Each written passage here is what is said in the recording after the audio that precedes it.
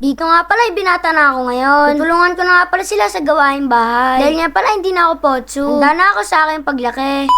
Ngayong araw nga pala, hindi ko na hinahawakan ng aking short. Kaya naman pumorma na ako ng ganito. Dahil nga pala, binata na ako. Ito nga pala mga Don David, ilang taon kayo naging binata. Dahil ako 10 taon lang. Kaya naman nagpa-practice na ako. Pumasok na nga pala ako sa loob. Dahil nga pala magsisimula na ako magtrabaho. Dito nga pala, nilagay ko na yung gamit ko sa tabi. Binuksan ko na nga pala ito. Kinuha ko na nga pala dito yung glass. Para nga pala hindi tayo madumihan. Dito nga pala, ano kaya maganda itawag sa akin? Ito nagmaangas. Dito nga pala, sinusuot ko na. Kaya na okay na. Kaya naman magsisimula na ako magtrabaho. Kinuha ko na nga pala yung mga unan. Nilalagay ko nga pala sa isang lagayan. Ito naman tayo sa kumot. Pagpasyensyahan nyo na, baguan pa lang ako. Dito nga pala, tinutupi ko na. Balit parang hindi ko yata abot. Kaya naman okay na siguro to. Gagamitin naman to mamaya-maya. Dito nga pala, sinasalansan ko na. Dahil nga pala, ito na pagkakataon na para makatulong ako sa aking mga magulang. Kaya ba mga John David, yan din ba yung ginagawa nyo? Masipag din ba kayo maglinis sa bahay? Dahil ako ay first time pala. Ilang araw ay masasanay din ako. Dito nga pala, tapos na yung trabaho ko sa kwarto. Kaya naman lalabas na ulit ako. Pupunta nga pala ako sa likod. Pagkakita ko nga pala sa likod, ang daming hugasin. Dito nga pala napailing ako. Dahil binata na ako na maghugas. Dito nga pala nagsisimula na ako. Kaya ba mga Don David, marunong na din ba kayo maghugas? Kasi ako ay first time pa lang. Sana wala akong makita ng defect. Pinas ko na nga pala yung sleeve. Dito nga pala yung umupo na ako. Kinuha ko na nga pala yung gagamitin sa panghugas. Dito nga pala naghugas na ako. Kailangan talaga maging masipag tayo.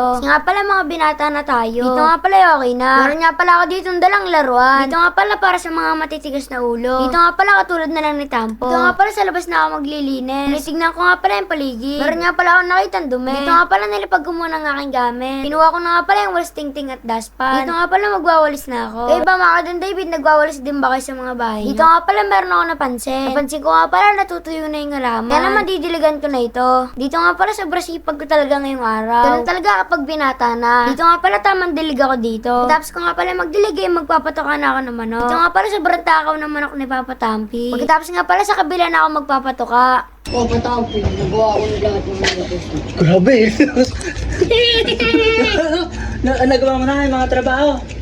Binata na siya, guys. Maya check natin siya, guys. Nagawa mo na. Galing mo, ang pogi mo naman ngayon na. Guys, ang pogi niya, guys. Tingin mo. Oh, ano sasabi niya mga katampi? Tulugan mo na yun. Lupit no? Oh, may barilo! Oo. Grabe, galing! Isa kang special Special child. special agent ka. Special baby. Yan.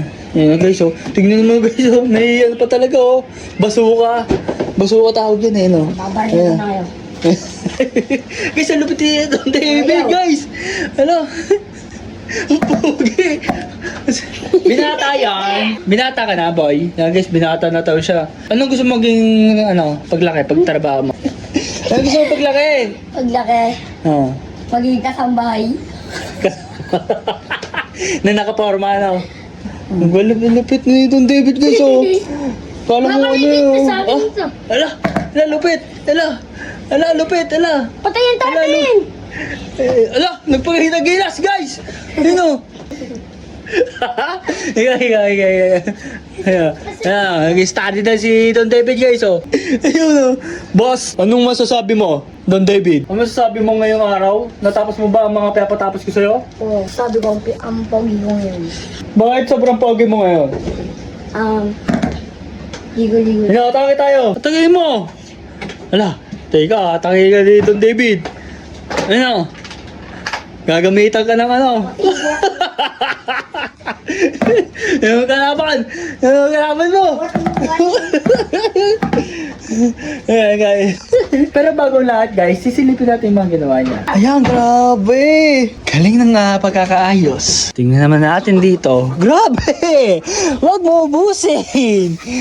Sayang! Ayan guys. So yung mga katapi, pag-rate yung ginawa ni Don David kung maayos ba, pwede na siya maging binata, ganap na binata mga katapi. So hanggang dito na lang story, paalam.